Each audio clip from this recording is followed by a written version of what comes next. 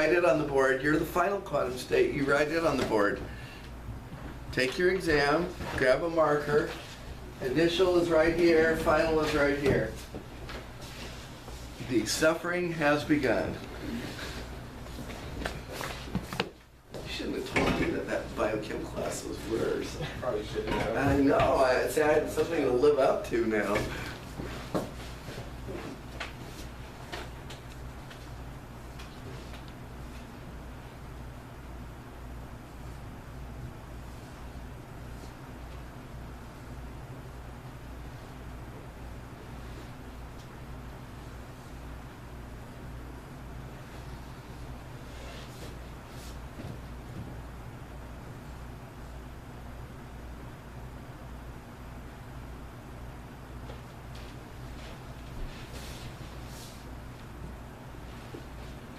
Okay.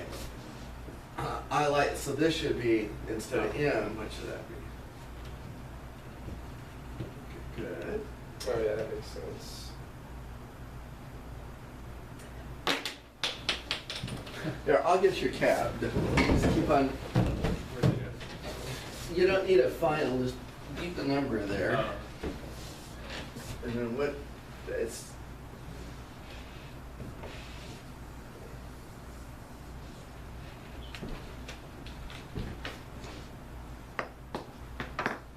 Okay. You guys can correct it. You guys can write down the answer. That's it. That's it? That's it for. No, it isn't. Sorry. There's a whole bunch of other stuff there. Okay. What are the energy eigenvalues?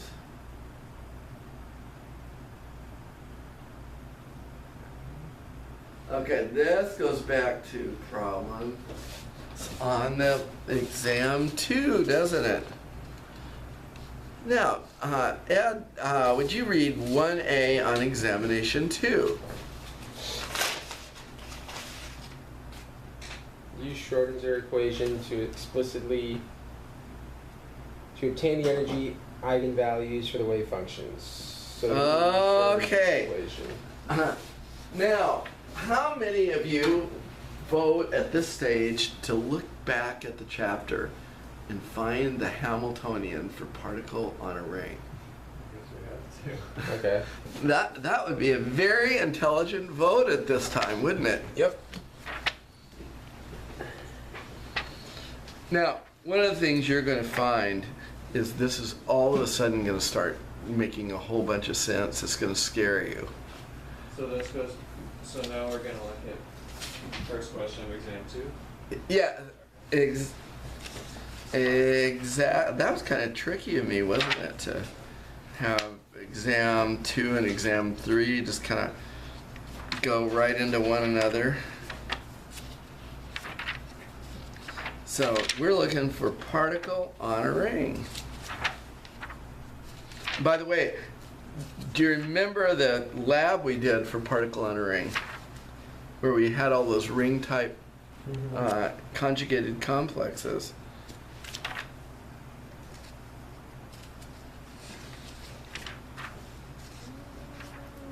Okay, let's see.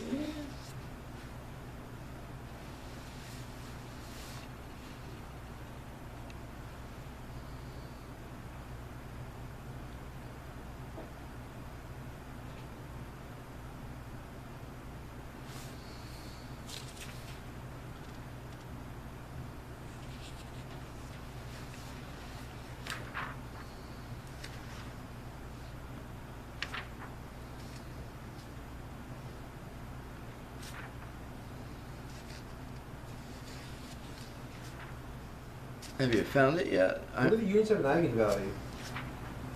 I don't remember messing with them even in the first exam. That's one of them. So we're looking for the Schrödinger equation for the particle on a ring. Yeah. Let's see. Did you find it? This for the particle on a ring. So That is exactly. do I have a page number though? I do not know that. Oh, here, I just about found it.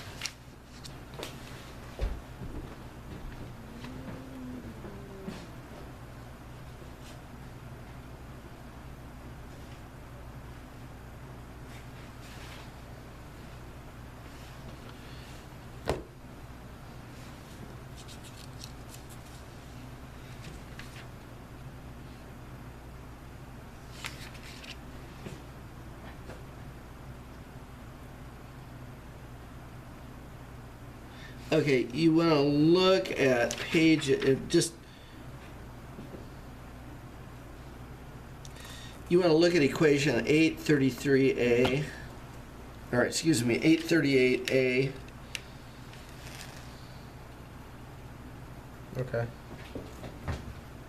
And we could easily derive this from first principles.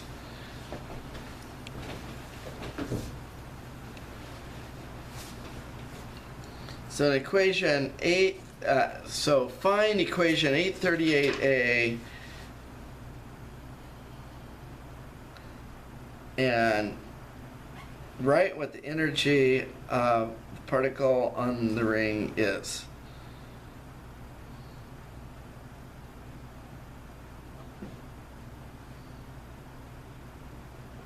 Okay.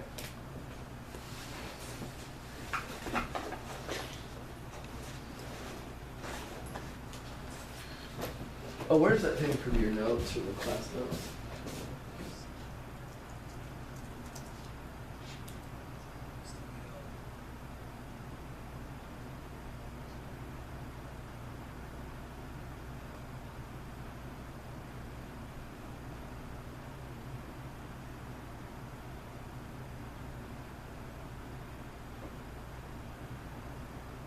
Yep, perfect. Okay, who's gonna write me the energy level?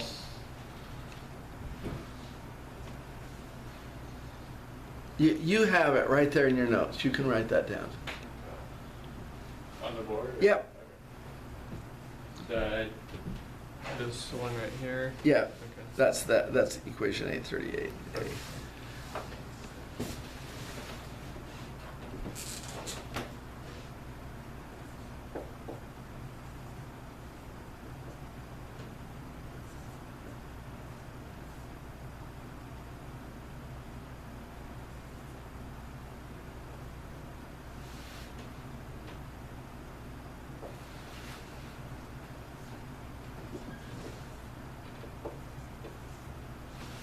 Oh, in the, That's this is referred to in our books as the moment of inertia I. okay. Okay, but otherwise they're the same. And I used m rather than m sub l, but it's It's the same quantum number, okay? H bar is h over 2 pi. So, now, the change in energy is what?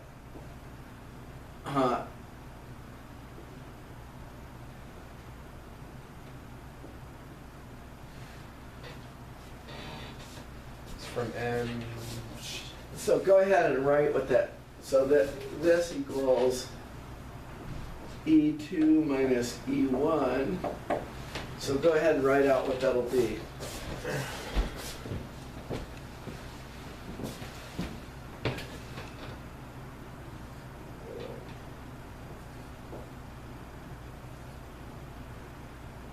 Is that right? That's right, that's right. Yeah? Oh. Should I just keep it with this? Don't keep the I, right? Yeah, put the mr squared because we were given an m and we're given an r.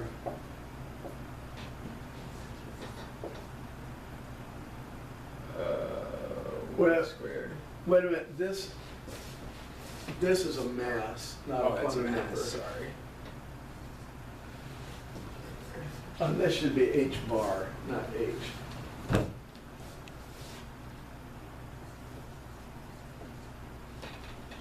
Okay, perfect. So this is the energy gap between the 1 and 2 levels.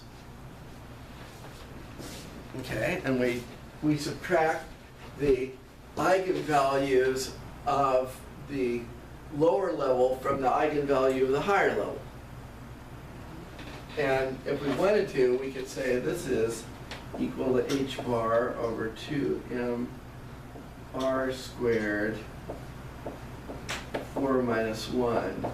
This is the first semester I've heard that term. Is eigen just another form of energy? Eigenvalue is a term that is used in matrix algebra, Yeah. but the eigenvalue of Schrodinger's equation is the energy. Okay. Yeah, so you're right. Okay, so this is just 4 minus 1, so it's 3h bar squared over 2 times the mass of our electron times that 200 picometer radius. That's delta E. Okay, now let's look in exam 3 what we're supposed to do with that. Okay, so what are we supposed to do? You're supposed to actually get me a numerical value, aren't you? Give me this transition in joules. Give it to me in hertz. And give it to me in meters of wavelength. So that just says delta E equals h nu hertz, or delta E equals hc over lambda meters. So nu is frequency, lambda is wavelength. H is Planck's constant, c is the speed of light. And then part D, you have to identify the region of the electromagnetic spectrum. I think you can do problem 1 on this exam now. Yeah. Now, remember I told you that I was going to drag you kicking, screaming, and crying through these exams, and we were going to cover a lot of the course material. You see kind of how I'm going to make you go through this? Yeah. Now, speak now or forever hold your peace. Do you feel confident now that you can kind of neatly write this up? You can get this delta E term, and you can calculate the energy in joules, the frequency in hertz, and the wavelength in meters. I think you can do that now. Mm-hmm. Good.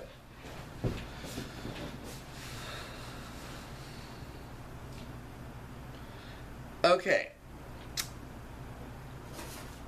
Now, we're going to kind of get to the heart of, this is the energy criterion. You have to have a photon with an energy equal to the gap in energy between the two states.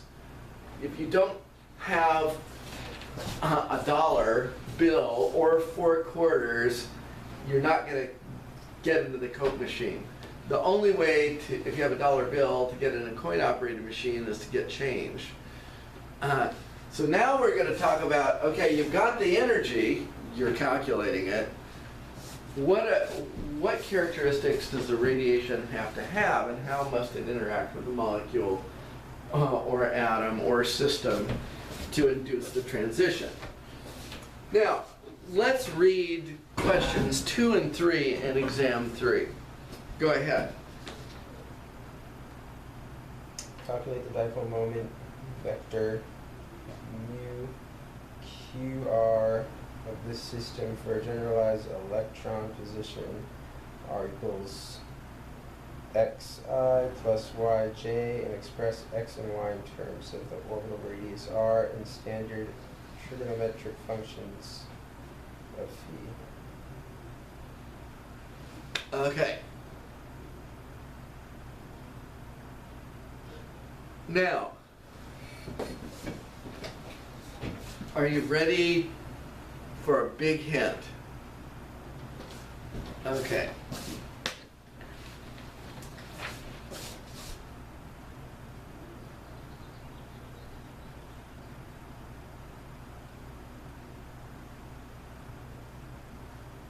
Let's talk about spectroscopic transition operators.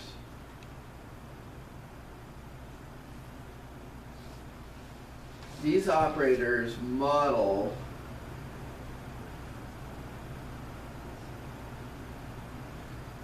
radiation molecule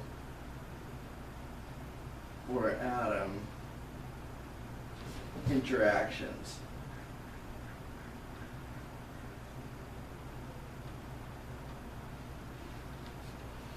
Now, let's get very simple and very practical.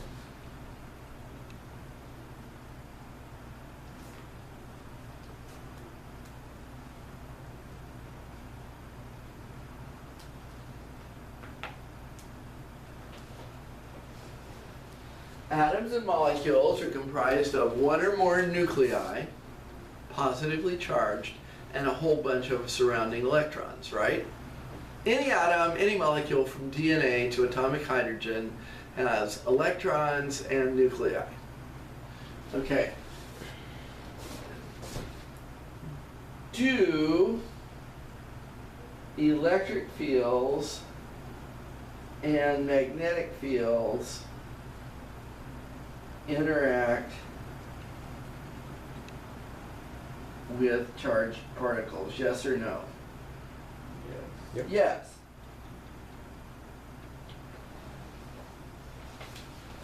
Okay, the answer is yes. An electric field or a magnetic field will interact with charged particles. And there's some constraints. So in a magnetic field, the particle has to move for it to be felt. Okay, the answer is yes. And light, classically, is comprised of oscillating E and B. So we expect an interaction, don't we? We have oscillating electromagnetic fields from the light, and we know our atom or our molecule, doesn't matter which, is comprised of charged particles. So something with oscillating electric and magnetic field is going to jerk those particles around. Okay? So we just need to quantify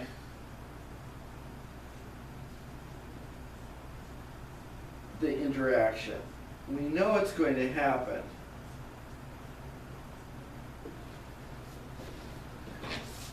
Okay.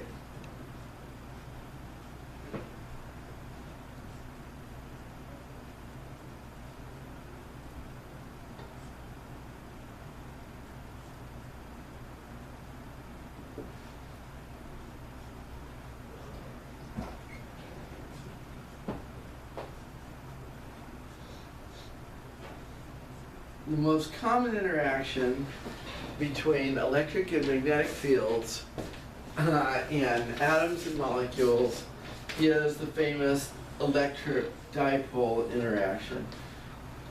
The most common and usually the strongest. So if you see an effect between molecules, atoms, and light, the odds that it's an electric dipole transition are very high. Okay, so if we can understand electron dipole, electric dipole interactions, we've got it. Okay, now let's read. We read about the dipole moment vector, right, in number 2. Briefly. And we're going to come back to that in a moment. But I need Cy to boldly and dynamically read number 3. Find an expression for the electric dipole moment operator for Z propagating Y polarized light. Hint, find the appropriate electromagnetic radiation E and take the vector dot product of the vector dipole moment mu you computed in problem 2. That, my friends, is a recipe to quantify the interaction. It says, take the electric dipole moment of the molecule and dot that vector into the electric field component of the oscillating electric field. So in your annotations, you might say E, the vector E, and number 3 is the oscillating electric vector of a light wave. And mu is the electric dipole moment of the atom or of the molecule. And we're saying this is how we're going to, this is the hammer that's going to beat the initial state into the final state. This is how the radiation is going to couple with the molecule. We know the radiation will because charged particles are affected by electric and magnetic fields. In an electric dipole transition, however, it says, screw the magnetic field, I'm going to kick this state in the ass with the electric field. Now, can we have magnetic dipole transitions? Yes, we can. Can we have electric quadrupole? Can we have electric and magnetic multipole transitions? Yes, we can. And those higher order transitions become important when you have high-powered lasers. But 9 times out of 10, when you go to market, this is the one that's going to fill your basket full. Electric dipole. And the electric dipole operator is minus the vector dot product of the oscillating electric field times the dipole moment of the molecule. Isn't that an interesting operator? Half of the operator is due to the light, the E, and the mu is due to the atom or to the molecule. And if we're going to have radiation molecule coupling, we have to have some interaction, and the interaction is the dot product. Okay? And the dot product says how well do the fields line up. Okay. So now we have to do a dipole moment operator. How do we do that? Well, don't we have to figure out number 2 to get the... Yeah, we got to figure out number 2. Okay, now where can we do that? We can do it right up here.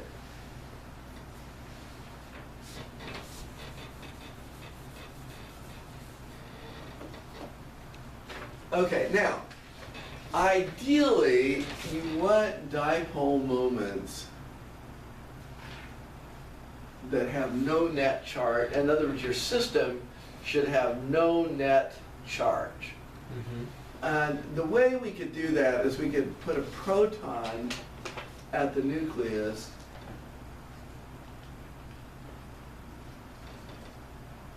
and we could have the electron orbiting it at 200 nanometers. And there will be a dipole moment, right? And is the net charge of this system, this is a hydrogen atom, isn't it? Okay, this is a hydrogen atom. And are you looking up that 200? Oh, in exam 3, I just said we're going to lock it in at 200 nanometers. Oh, that was just kind of my arbitrary choice. I didn't hit, sorry. picometers? Or not picometers, not nanometers. Okay. Yeah. Sorry, let me get that corrected here on the board. Okay. So, this is what we're confined to. We have this electron whizzing around there in a 200 picometer orbit.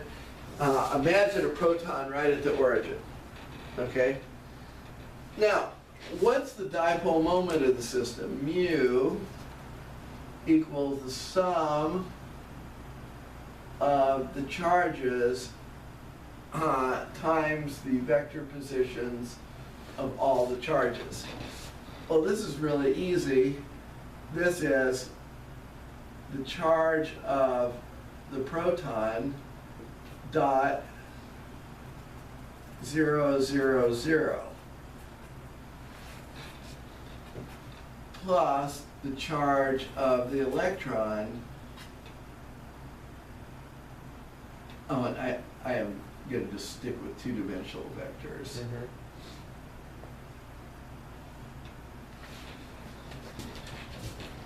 Isn't that true? Mhm. This is 100. And that's the right term. X. This is Y. Sweet. And these charges, we know this is plus E times 0, 0, and minus E. Now, if you know X, Y, R, and this angle phi right here, how would you express this? See this, and this first term of the dipole, what does it do? It goes away, doesn't it? If you're at 0, 0, that goes out. Okay, but here we have minus E times XY. How would I express that in terms of phi's and r's? If we have an R here, we have a phi here, we've got an X here, and a Y here. So isn't this minus E what? I want you to tell me what it is.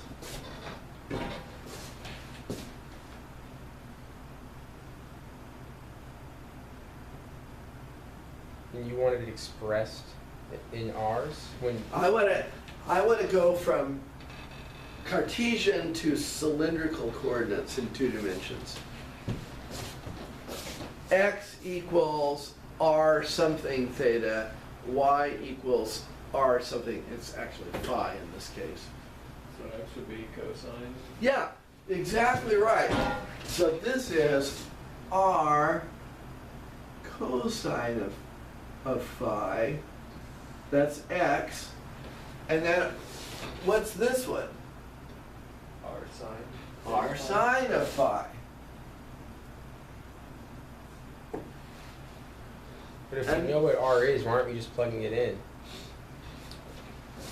Well, we have to get there first. Okay. Okay.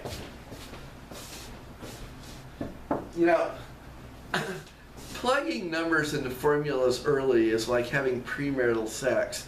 You think it's going to solve all your problems and make you really happy, but in the end, it just vastly complicates things. You're right, yeah. I never used that analogy before. I got to remember that. No, seriously. If Phoebe watches this video, I can imagine her throwing a brick at the TV. So she's busy like playing with cats and stuff. She's not gonna see. All right, so yeah, let's not.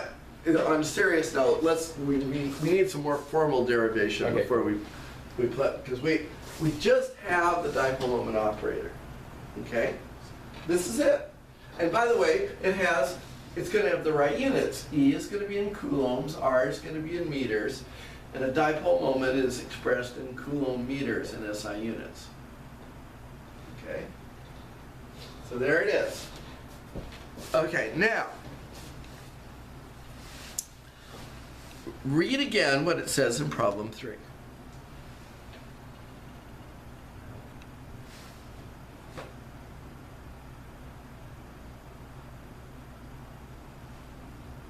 Have we done it? Have we done everything? Excuse me. We've done everything in problem 2. Now read problem 3. So that's the answer to problem 2. It's just that. Find an expression, You're oscillating vector. dipole magnet operator for Z propagating Y polarized light. What in the heck does that mean?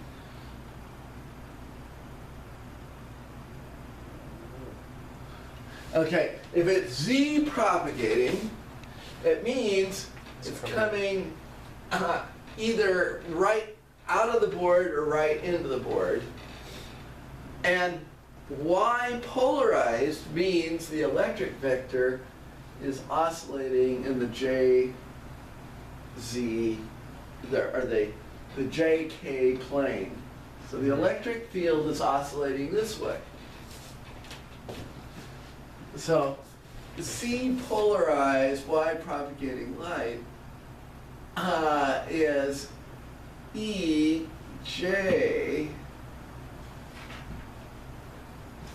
sine KZ minus omega T.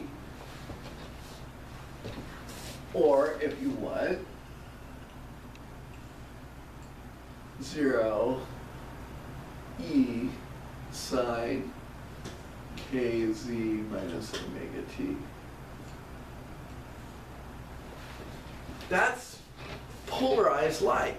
The electric field only oscillates in the Y direction. It's Y polarized. That's what it means. And if it's Y polarized, it's propagating in the Z direction. Okay, now, an electric field has plus and minus parts of it, and they're oscillating. Electrons are going to want to run to the positive end of the electric field, and protons are going to want to run to the negative end. But as soon as they do it, you flop the field over, and so you drive them back and forth.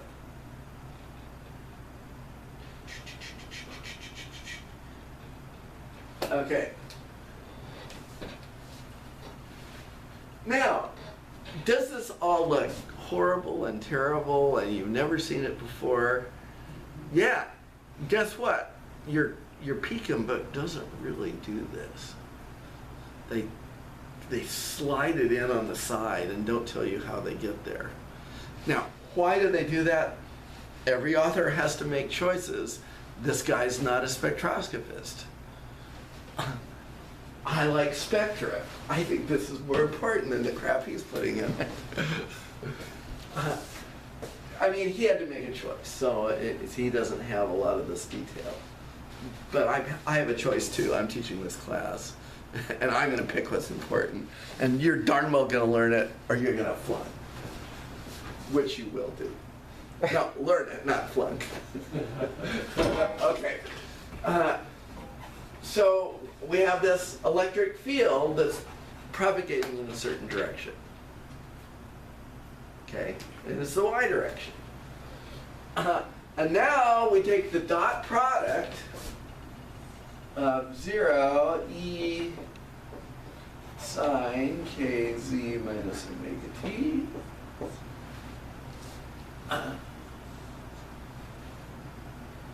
dot product, that's the electric field vector, E, dot the dipole moment vector, which is minus ER cosine phi minus ER sine phi. And guess what? What is the only term that lives?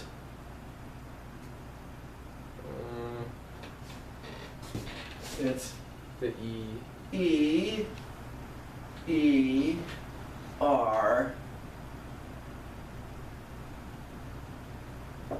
sine KZ minus omega T sine phi. That is the electric dipole transition operator.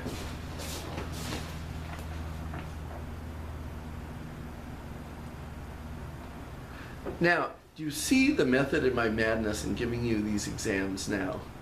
Do you think you could have extracted that out of this book? No way. Never in 1,000 years. But believe it or not, if you go home tonight and start laying this out, the pieces are going to start falling into place. And you're going to see where this comes from. I didn't get too much how you found the EJ sign, Oh, KZW, where? Right minus here? WT. I said it was Y polarized. Yeah. So the electric field has to be in the Y direction, and it has to be perpendicular to the direction of propagation, which is in the Z direction. Yeah. So that, I get this from the specification of the problem, that I have Y polarized light. And I have a hint here. It says find the appropriate vector expression for the oscillating electric vector, the electromagnetic radiation E, and take the vector dot product with the vector dipole moment mu you computed in problem 2. That's what we've done. Okay. Okay.